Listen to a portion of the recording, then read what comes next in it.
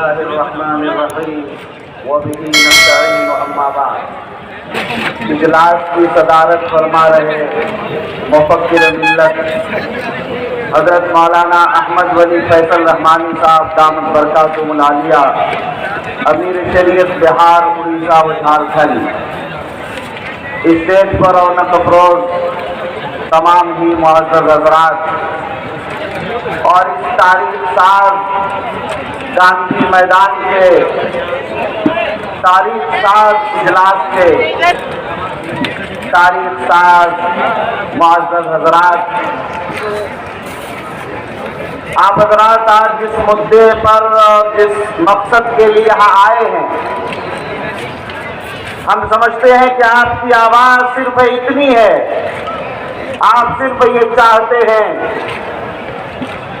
کہ وقت کا کالا قانون جو آیا ہے، جو غیر دستوری ہے، غیر شرعی ہے، غیر سماجی ہے اور غیر معقول ہے، ایسے وقت قانون کے لیے ہم اس وقت تک احتجاج کرتے رہیں گے جب تک یہ کالا قانون واپس نہیں لیا جائے گا۔ کیا یہی آپ کی مراد ہے؟ ہاتھ اٹھا کر بتائیے۔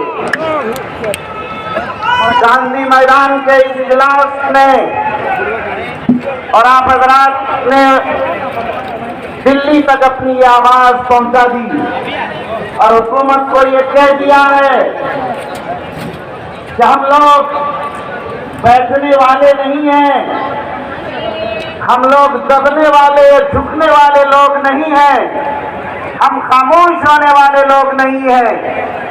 جب تک یہ قانون واپس نہیں لیا جائے گا، یہ گاندھی میدان کا فورم تو ایک ہے مگر یہ سلسلہ جاری رہے گا۔ ہم اپنی جانوں کا نذرانہ تو پیش کر سکتے ہیں مگر ہم اپنے دین اور ایمان کا سودا نہیں کر سکتے ہیں۔ ابھی آپ جانتے ہیں کہ ہمارے نبی نے ہمیں سکھایا ہے، ابو بکر صدیق نے فرمایا اَيُنْقَصُ الدِّينُ وَأَنَا حَيٌّ، دین میں کمی بیشی ہوگی اور میں زندہ رہوں گا، یہ نہیں ہو سکتا ہے۔ امام حسین نے سرفروشی اور سربلندی کے لیے اپنی جان کا، اپنے سر کا نذرانہ تو پیش کر دیا مگر باطل طاقتوں کے سامنے نہیں جھکے۔ اس لیے یہ قوم بھی باطل طاقتوں کی ان مظالم میں سے جھکنے والی نہیں ہے۔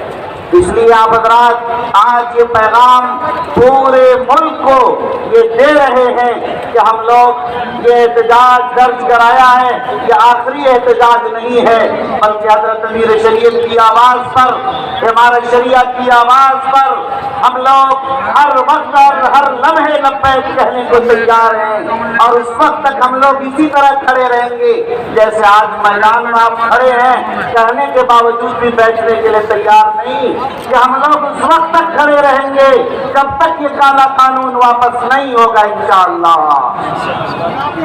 اگر آپ واقعتاً اسی طرح کھڑے رہے تو یقین مانیے کہ کسانوں کے آندولن کی طرح آپ کا بھی یہ قانون واپس ہوگا اور جب تک یہ واپس نہیں ہوگا ظاہر ہے ہم چین سے بیٹھنے والے نہیں۔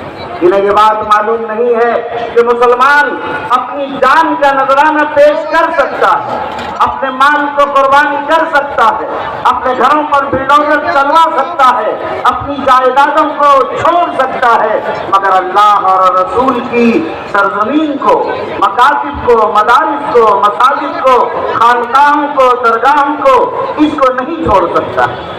اس لیے میرے بھائیوں، ہم اور آپ آج اس عزم کے ساتھ، جوش کے ساتھ یہ کہیں کالا قانون، کالا قانون، کالا قانون، کالا قانون، انقلاب، انقلاب، انقلاب۔